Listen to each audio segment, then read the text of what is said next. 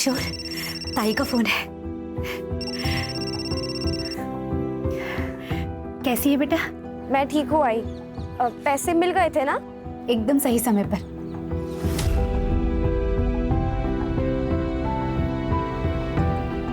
किशोर का सिलेंडर बस खत्म ही होने वाला था।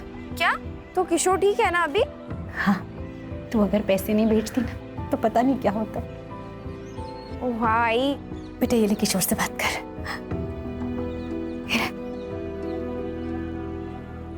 ताई, अब मुझसे मिले कब आओगे?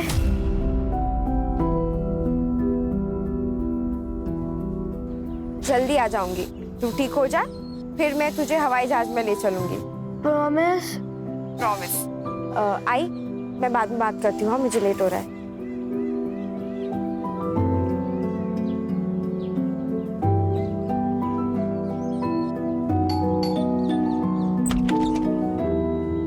टाइम मिला तुझे वापस आने का?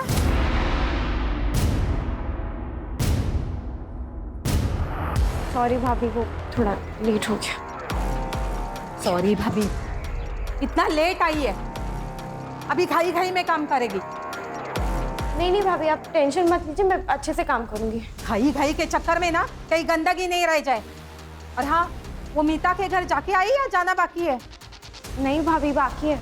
अभी तो मैं शिल्पा भाभी के घर से आ रही हूँ। सुन, तुझे ना पैसों की जरूरत थी, इसलिए वो शिल्पा के घर में काम करने बोला था। वो तेरा पार्ट टाइम है, ये फुल टाइम है।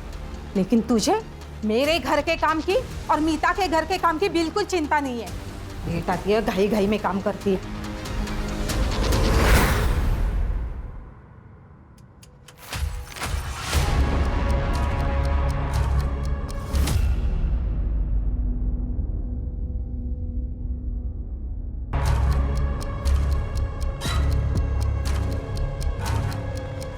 नीतू, मैं जा रहा हूँ। आई, मैं जा रही हूँ। मंजू, चॉकलेट तेरे लिए, बाद में खा लेना, ठीक है? लेना, और आई को बोलना मत।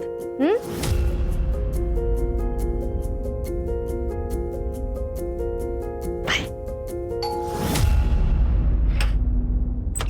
अरे मंजू, तू आ गई? अच्छा। जी भाभी।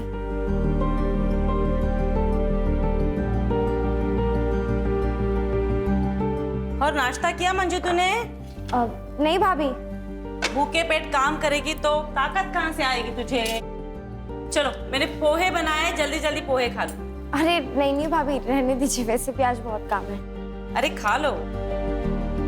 नहीं भाभी, मैं कह रही हूँ ना। चलो रख दो वो काम वहाँ पे। अरे नहीं भाभी, तू बैठ जा। भाभी झाड़ू फिर भाभी के नहीं, बाद में करते हैं ना काम। तू बैठ जा, बैठ जा। चल पोहे खा ले, ठीक है? मैं आती हूँ।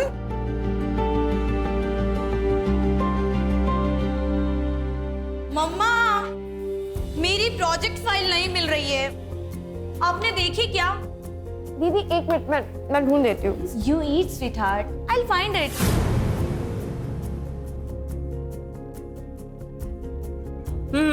ये रही तुम्हारी प्रोजेक्ट फाइल। मैंने कल ही मंदिर में रखी थी, तुम्हें अच्छे मार्क्स आए ना, इसीलिए। मम्मा, आपका ही अंधविश्वास भी ना। आर्या, Yes. बेटा ready? Yes. Come on, I will drop you to your college. Okay.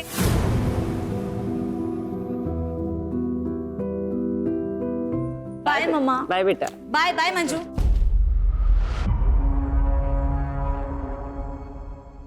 तू चिकन क्यों ले रही है? वो मैं जब बना रही थी तो आपने इसे साइड में रखा था, तो मुझे लगा मिले होगा। तू कोई महारानी है क्या कि तेरे लिए मैं अलग से निकाल के रखूंगी? ये हमारे कुत्ते के लिए। तेरा खाना इधर है, ये ले, गरम कर ले इसे। ये छोले तो मैंने पिछले हफ्ते बनाए थे ना, तो क्या हुआ? खाना फेंक दूं? खा ले चुपचाप। एक हफ्ते का पुराना खाना और तुमने खा लिया मंजू?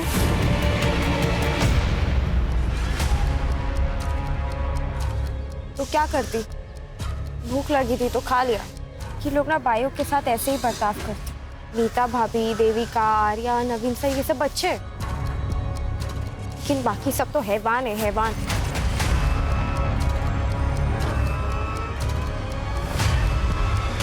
मंजू, क्या करे उधर? घर आके कुछ काम ही कर ले। क्या चक्कर क्या चल रहा है वो वॉचमैन देवेंद्र के साथ? सुन, अगर फिर से हो गई ना तो घर से बाहर फेंक दूंगी तुझे। नहीं भाभी, आप जैसा सोचो ऐसा कुछ नहीं है। अब मुंह बंद कर, जल्दी जाके सब्जियां लेके आ।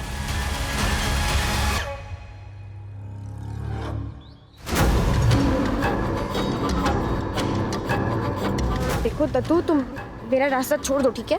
ए, ज्यादा नाटक मत कर। अभी धाड़ियों में लेके जाऊंगा और अपनी मनमानी करूंगा, समझी क्या?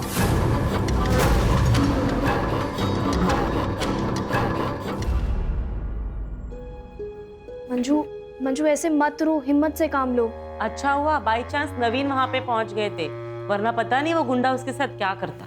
इतनी सारी मेड्स है जो काम करने बाहर जाती है, उन्हें तो कोई नहीं छेड़ता। सारे आशिक इसके ही पीछे लगे पड़े। तू नहीं उकसाया होगा ना उसे? यार बस करो ना। बस सारी गलती मेरी ही दिखती तुम्हें। मंजू एक काम कर, तू उठ, अंदर जाके आराम कर। हाँ आराम कर जाके, सारे काम मैं करने बैठी हूँ इधर।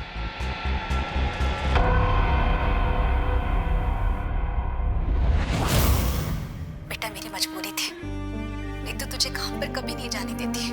खुद मेहनत करके दोनों को पाल लेती, लेकिन किशोर को मेरी जरूरत है। और तेरे बाबा के बारे में तो जानती है ना, सारा पैसा दारू में उड़ा देते हैं। मुझे पूरा यकीन है एक दिन ये सारी मुसीबतें खत्म हो जाएंगी।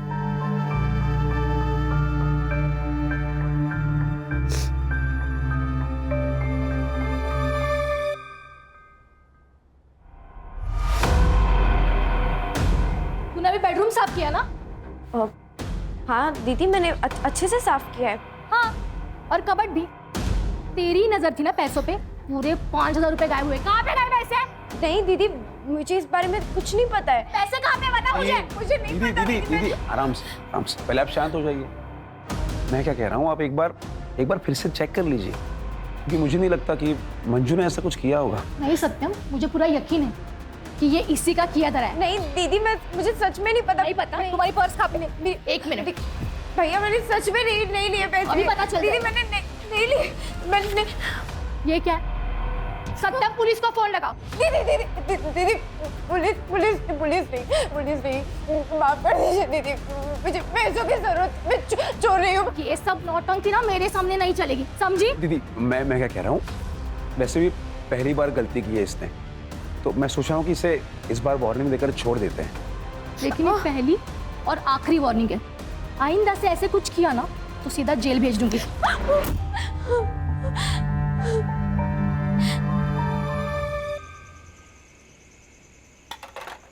मंजू क्या कर रही है? चलते। अरे लेकिन कहाँ? अरे यार, मम्मा पापा देविका के पेरेंट्स के साथ बाहर गए, हम भी कहीं चल के पार्टी करते हैं ना।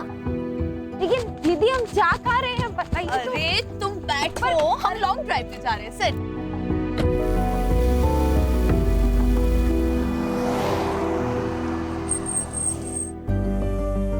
हाय, कम।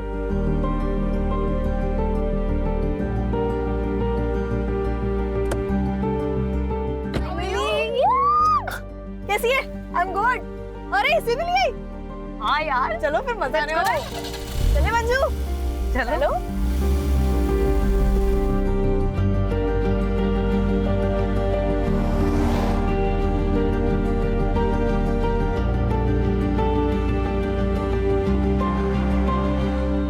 अरे हाँ, सीना। ये हम कहाँ गए? एक सेकंड, गाड़ी साइड में लगा। चरक लेना। दीदी, मंजू सुनो, तुम यहाँ पे वेट करो, हम लोग बाहर देख कर आते हैं। ठीक है? लेकिन हम लोग आ रहे हैं। हाँ? वेट कर।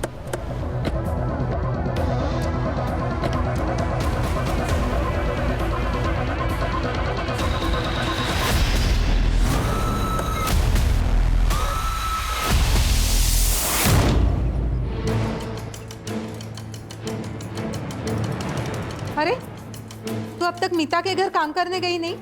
मैं अब वहाँ काम नहीं करती भाभी, मैंने आप पास ही में दूसरा छुट्टा काम ले लिया है। हैं?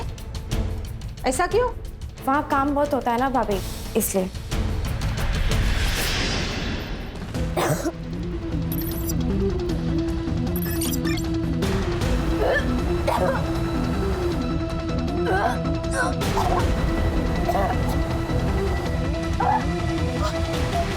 किसका पाप है तेरे पेट में? किसका पाप है?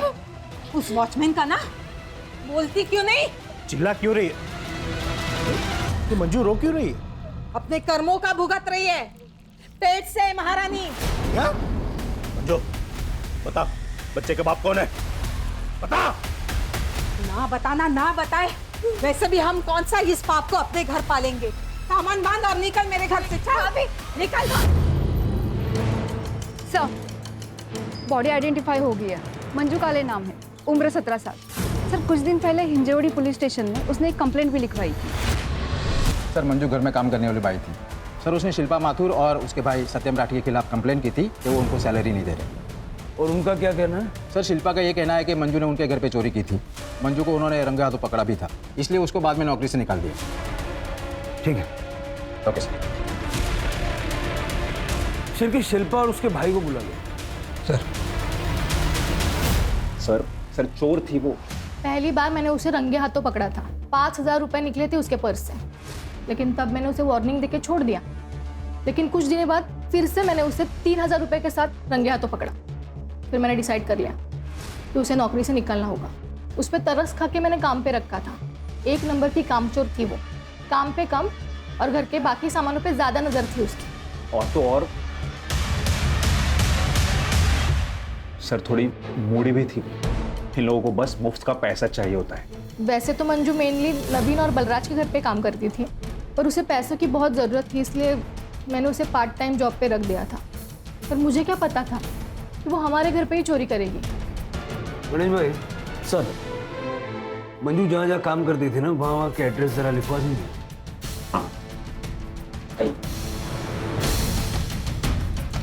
ये भाई बहन की डिटेल्ड बैक स्टोरी निकालो। सर, मंजू की पोस्टमार्टम रिपोर्ट।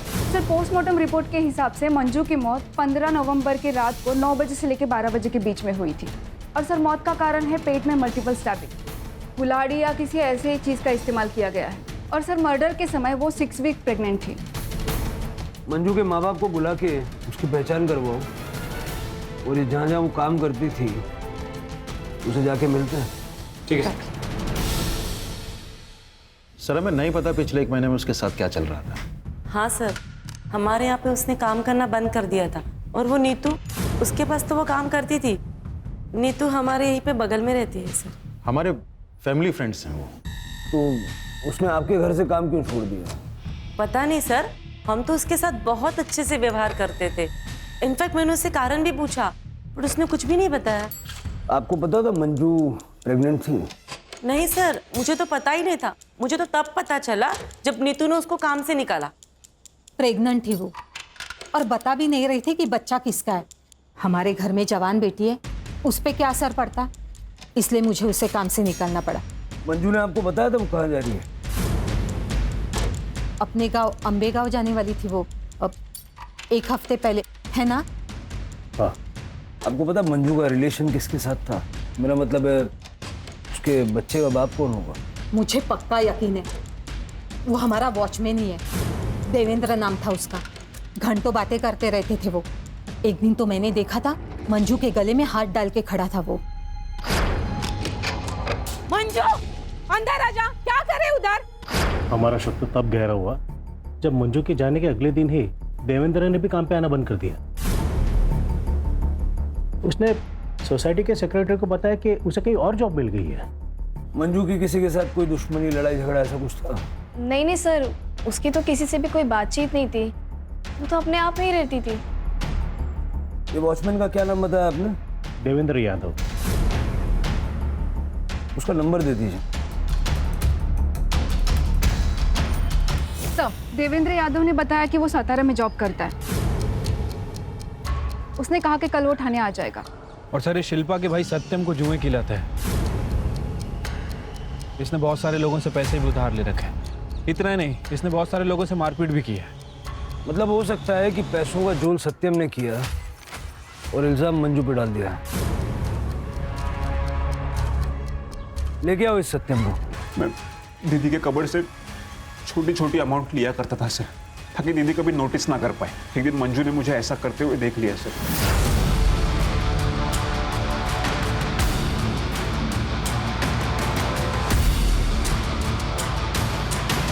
वो मटके वाले लोग मेरे पीछे पड़े थे सर कि मुझे उनके पैसे देने थे, इसलिए सर एक दिन मैंने सीधे 5,000 रुपये निकाल लिए और फिर दीदी को शक हो गया ना, इसलिए मैंने वो पैसे फिर से मंजू की पर्स में रख दिए और फिर दीदी को मंजू की पर्स से वो पैसे मिल गए सर। फिर भी मैंने दीदी से कहा था सर मंजू को एक और मौका देने के लिए।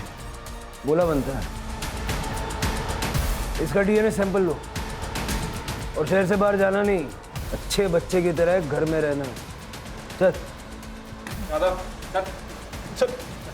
सर मैं इसका सीडीआर और लोकेशन निकलवाओ। देखो 15 नवंबर की रात को था। सर मंजू के घर वाले आए, उन्होंने बॉडी आइडेंटिफाई कर ली। मंजू हमारी पहली और आखिरी उम्मीद थी साहब, तो वो भी चली गई। हमारी बच्ची कभी घर पहुंची ही नहीं। आपको पता है आपकी बेटी 6 वीक से प्रेग्नेंट थी, या उस बच्चे का बाप कौन था? क्योंकि नवीन और बलराज की फैमिली का कहना है कि मंजू को भी नहीं पता था कि उस बच्चे का बाप कौन था। झूठे है सबके सब। मंजू को मालूम था, तभी तो उसे सुनसान जगह ले जाकर तमंचा दिखाकर उसका करवाया गया। मेरी बच्ची की जिंदगी को बर्बाद कर दिया। आपको यकीन है कि ऐसा ही हुआ था? कैसी बात कर रहे हैं साहब? और आप खुद भी सोचिए ना साहब, कोई भी माँ बाप अपनी बच्ची के बारे में जानबूझकर ऐसी बात करेगा? साहब हम दोनों वहां बात करने भी गए थे उनसे, जब मंजू ने हमें बताया। बहुत हो गया, झूठा इल्जाम मत लगाना हमारे ऊपर। और हमारी बच्ची झूठ क्यों बोलेगी? हम लोग का साथ देने के बजाय तुम लोग हमें झूठा बोलते हो। लेकिन हम ऐसा क्यों करेंगे? On gun point? मंजू झूठ मत बोल, टेल देम ट्रूथ। गलत साहब थे, ये दोनों ने मेरे साथ गलत किया। अरे किया होगा तभी तो बोल रही है ना। उन दोनों लड़कियों ने अपनी गलती मानने से इनकार कर दिया और उनके घर वालों ने मामले को रफा दफा करने के लिए मंजू को हर महीने 25,000 देने का वादा किया। आई बाबा मुझे घर ले चलो ना, मुझे यहाँ काम नहीं करना है। हम जाके पुलिस कंप्लेन कर देते हैं ना। तूने सुना नहीं क्या कहा उन्होंने? 25,000 रुपए महीना। किशोर को ठीक करना है या नहीं? बेटा बाबा एकदम ठीक कह रहे, मैं तुझे घर ले जाती, लेकिन अगर किशोर को ठीक करना है ना तो तुझे काम करना पड़ेगा। मजबूरी है हमारी। मान जा। वो आखिरी बार था जब मैंने अपनी बच्ची को गले से लगाया, और दत्तू तो उसे पहले से ही परेशान कर रहा था। ये दत्तू कौन है? एक आवारा लड़का है साहब, उसी एरिया का, जो जब भी घर से बाहर निकलती थी उसे छेड़ता था। एक बार तो नवीन साहब ने भी बचाया। तो आपने पुलिस कंप्लेंट नहीं की? मंजू करना चाहती थी साहब, लेकिन बदनामी के डर से मैंने उसे रोक दिया कि कहीं काम न चला जाए। जब पता नहीं मंजू चली गई, अब हमारा क्या होगा? मेरे को तो डर है साहब कि मेरा किशोर भी मेरे को छोड़ के चला जाएगा। बिलीव मी सर, मंजू बहुत हार्ड वर्किंग थी, उसके लिए बुरा लगता था, इसलिए मैं और देविका उसे घुमाने लेके गए थे ताकि उसे अच्छा लगे। फैक्ट सर, वो तो हमारे साथ एंजॉय भी बहुत कर रही थी सर। उसके बाद देखा कि हम लोग रास्ता भटक गए, फिर हम किसी से रास्ता पूछने के लिए भी उतरे। सामने एक छोटा सा स्टॉल था, फिर खाने पीने के लिए हम लोग सामान लेकर आए। देखा मंजू बहुत रो रही है और उसने कहा कि उसके साथ किसी लड़की ने ज़बरदस्ती करने की कोशिश की, और पता नहीं सर वो हमें ब्लेम करने लगी, और ये बोल के कि हमने गन पॉइंट पे रख के उसका रेप करवाया, जबकि सर उस वक्त हम वहाँ थे भी नहीं। एक्जैक्टली सर, और पूरे रास्ते हम उससे पूछते रहे कि कौन था, किसने किया, पर सर वो हमें ब्लेम किए जा रही थी। और तो और सर, घर जाने के बाद तो बहुत बड़ा बवाल हुआ। हमारे पेरेंट्स हमसे ही झगड़ने लगे और हम पे ब्लेम करने लगे। सर उस दिन बहुत गर्मा गर्म, इसलिए हम लोगों ने डिसाइड किया कि हम मंजू की सैलरी डबल कर दें, ताकि हमारे परिवार और हमारी बच्चियों को कोई प्रॉब्लम ना हो। सर तब जाके उसके पेरेंट्स माने। सर उनका तो पूरा प्लान था हमसे पैसे ऐंठने का। वो उनका बेटा पता नहीं बीमार है भी या नहीं, पूरा खानदान झूठा है सर। सर आपको क्या लगता है, क्या सच है? देखो इस वक्त कौन सच बोल रहा है कौन झूठ बोल रहा है ये बता पाना मुश्किल है। इस सारे परिवारों की छोटी से छोटी डिटेल निकालो। ये ठाकुर और विर्क फैमिली के बारे में कुछ बता सकती हो? हाँ मैडम, ये हर फंक्शन में तो ये लोग सबसे अच्छे से बात करते हैं, लेकिन नीतू और मीता बहुत अच्छे दोस्त भी हैं। जैसे उनके पति की आपस में दोनों की दोस्ती है। और हाँ, वो दोनों आपस में बिजनेस पार्टनर भी हैं मैडम। मीता थोड़ा सा खराब बोलती है लेकिन सबसे सही रहती है, लेकिन वो जो नीतू है ना, वो ना थोड़ी नकचड़ी है मैडम। पता नहीं कहाँ की महारानी समझती है अपने आप को। नवीन तो एकदम अच्छा आदमी है सर, क्या कम बोलता है लेकिन एकदम फ्रैंक और ओपन माइंडेड है सर। और वो बलराज, वो तो एकदम का लिच्चर है सर। एक बार तो मैंने उसे अपने बेटे को तारते हुए भी देखा था, तब से मैंने अपने बेटे को मना कर रखा है उसके मैंने उससे बात न करे। मैम, मैं बस हाय हेलो करती हूँ आर्या और देविका से। उससे ज़्यादा मेरी कोई दोस्ती नहीं है, लेकिन वो दोनों हमेशा साथ रहती है। और मैंने सुना है कि वो दोनों साथ में पार्टी करती है और ड्रग्स भी लेती है। आ गए आप लोग। किशोर को मैंने खाना खिलाने की बहुत कोशिश की, जरा सा ही खाया उसने। आप खिला देना। ठीक है।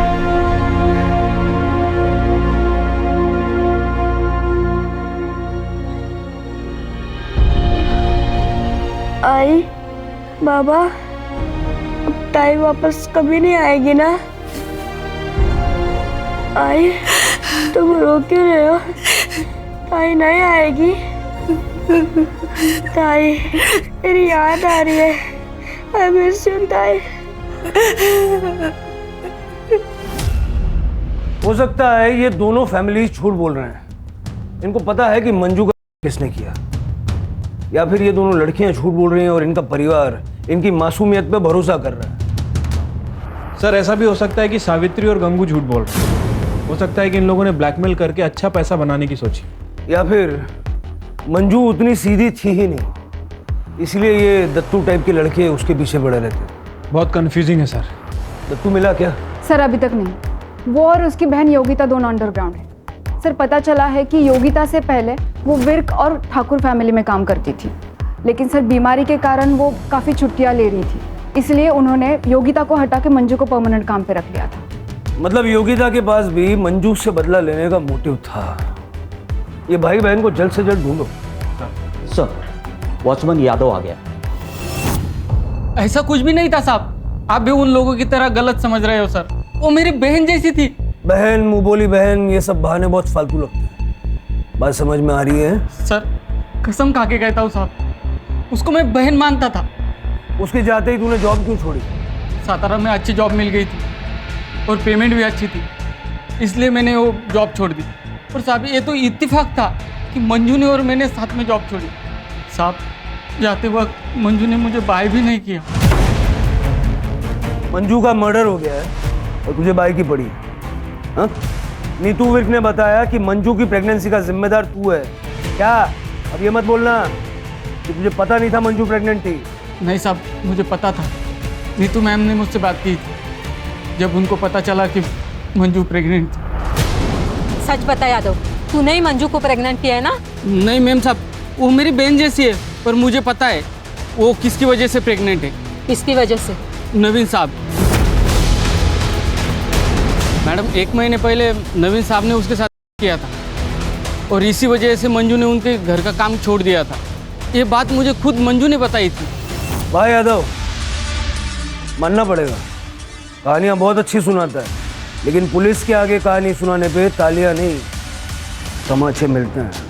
कसम खा के कहता हूँ साहब, मुझे ये बात मंजू ने बताई थी। मुझे मंजू पर पूरा भरोसा था। वो बहुत खुददार और प्यारी लड़की थी साहब। वो अपने परिवार के लिए दिन रात काम करती थी। उसको अच्छी जिंदगी मिलनी चाहिए थी साहब। उसके खुली को मत छोड़ना। याचा DNA सॅम्पल घेऊन मग याला पाठवा। जा। तो यादव सच बोल रहा है ना, या झूठ? देवेंद्र ने मुझे बताया था कि नवीन ने मंजू का किया था। मैंने ये बात मीता को भी बताई थी और बाद में मेरे हस्बैंड ने भी मुझे कंफर्म किया था। मतलब तुम भी ये बात पहले से जानते थे? जी सर, नवीन ने 1 महीने पहले ही मुझे बताया था। जिस रात मंजू ने लड़कियों पे इल्ज़ाम लगाया कि गन पॉइंट पे उसका करवाया गया है। क्या तूने मंजू को किया? हाँ यार, कल रात को मैं लेट घर पहुंचा था और मैंने थोड़ी सी ड्रिंक भी कर रखी थी। मंजू ने जब मुझे बताया कि किसी ने गन पॉइंट पे उसका किया तो यार मैं अपने ऊपर कंट्रोल नहीं कर पाया। मैं आउट ऑफ कंट्रोल हो गया था। और सच बताऊं तो मुझे उसके ऊपर गुस्सा भी था यार। उसने बेवजह हमारी बच्चियों को इसमें घसीटा है। मैं तो सिर्फ कंसोल करने की कोशिश कर रहा था यार बस।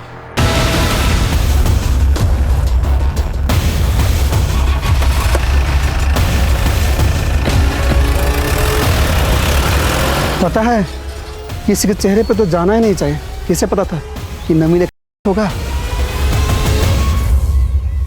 सर दत्तू और उसकी बहन योगिता मिल गए हैं। गांव में छुपे हुए थे, कांस्टेबल जादव लेकर आ रहे हैं। सर, सत्यम राठी के इस लोकेशन हिसाब से 15 नवंबर की रात को वो अपने घर पे ही था।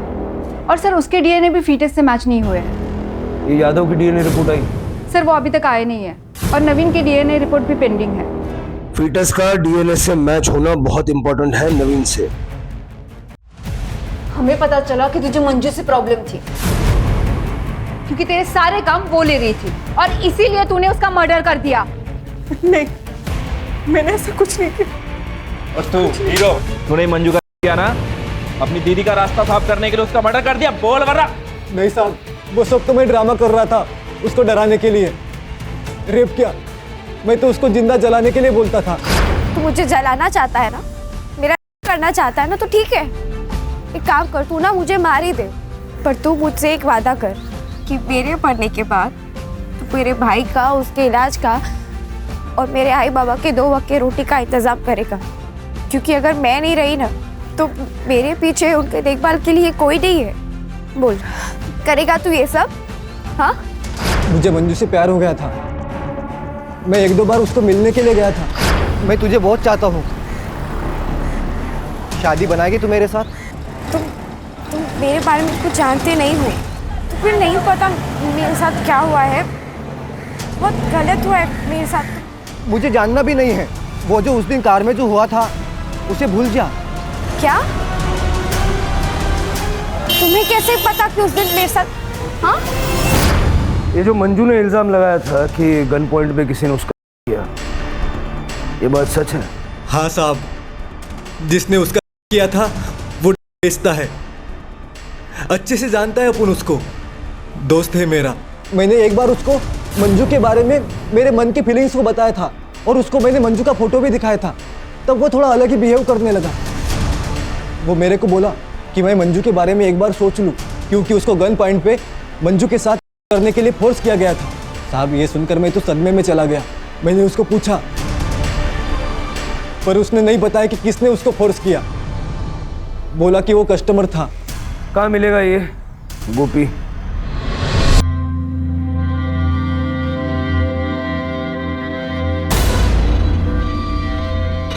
शादी को देना, ठीक है? चला, और माल किधर गया? क्या रे गोपी, चल तेरे से कुछ बात करने का है। कौन है रे तू और क्या बात करना है तेरे को? वो गन पॉइंट वाला मर्डर केस है ना, उसके बारे में। साहब, आर्या और देविका सिर्फ लेस्बियन नहीं बल्कि एक नंबर की नशेड़ी भी थी। बहुत एडजस्ट किया उन दोनों के वास्ते। अमाउंट बहुत ज़्यादा हो गया था। मैंने बोला पहले का अमाउंट क्लियर करो फिर माल मिलेगा। फिर साहब वो लोग ने 1 महीने पहले एक सुनसान जगह पे बुलाए थे साहब।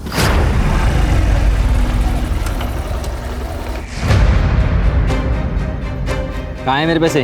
गाड़ी में।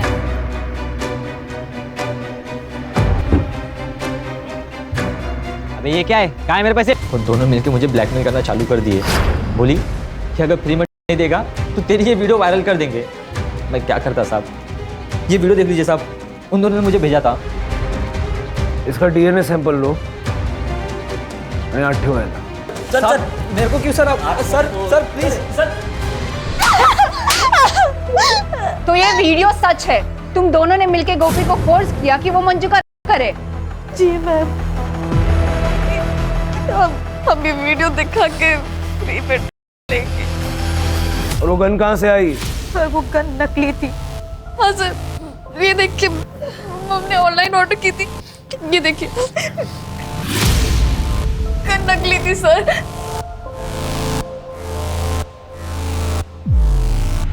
और इसके बारे में क्या कहना है? सर, बच्चे क्या कर रहे हैं, कभी जानने की कोशिश की आपने? सारे माँ बाप को लगता है कि हमारे बच्चे बहुत अच्छे हैं, बहुत सीधे हैं, लेकिन बच्चों की हरकतों पर नजर रखने की जिम्मेदारी भी माँ बाप की होती है। क्यों चला तू किन्ना? चलो।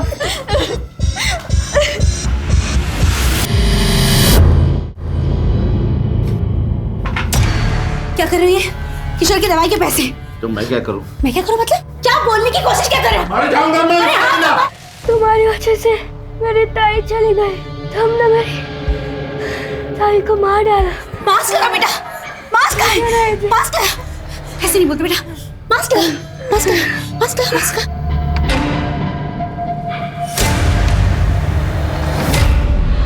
सर अभी तक जितने भी डीएनए सैंपल लिए किसी के भी सैंपल फीटस से मैच नहीं हो रहे। यादव, गोपी, दत्तू, यहाँ तक कि नवीन के भी सैंपल मैच नहीं हुए।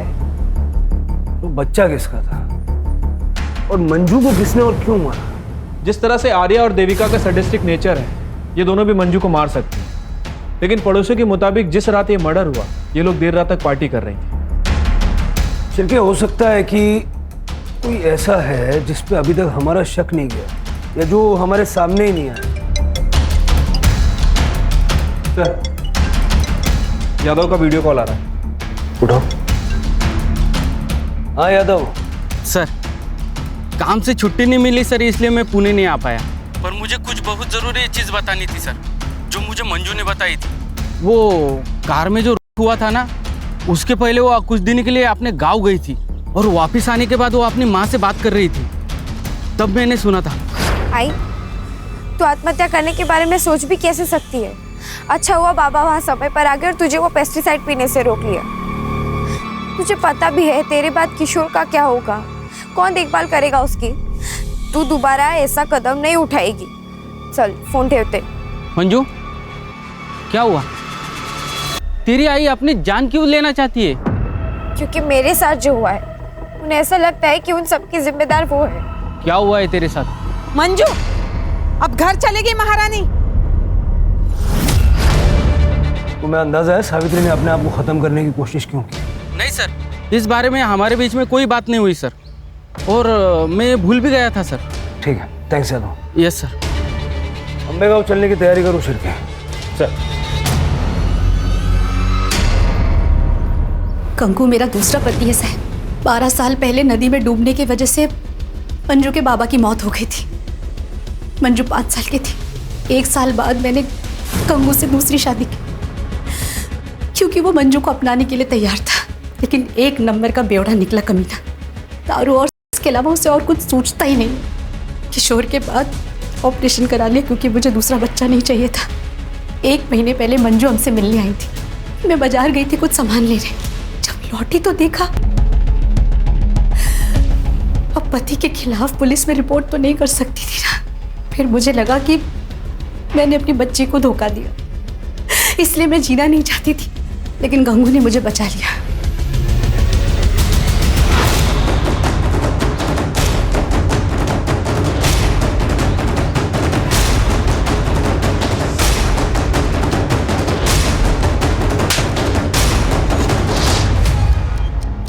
सर, जैसा कि सावित्री ने बताया था, गंगू ने ही मंजू का किया है। सर, फीटस डीएनए के लिए भेज दिया है।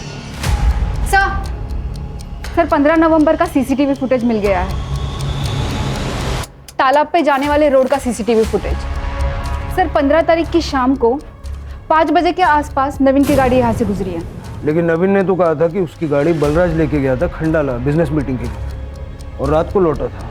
नहीं सर, वो झूठ बोल रहा है। ये देखिए दूसरे कैमरे के सीसीटीवी फुटेज। लेके आओ दोनों को।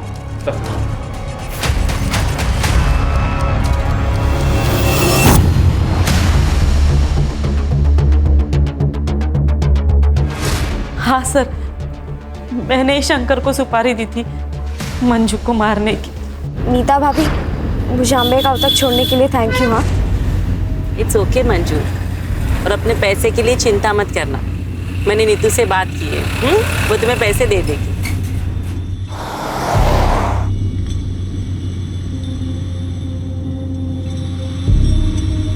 ये हम कहाँ जा रहे हैं? कि मेरे गांव का रास्ता तो नहीं, हम कहाँ जा रहे हैं? क्या हो गया? गाड़ी क्यों रोक दी? सॉरी मंजू, तुम्हारा जीना मेरे लिए और मेरे परिवार के लिए खतरे से खाली नहीं है।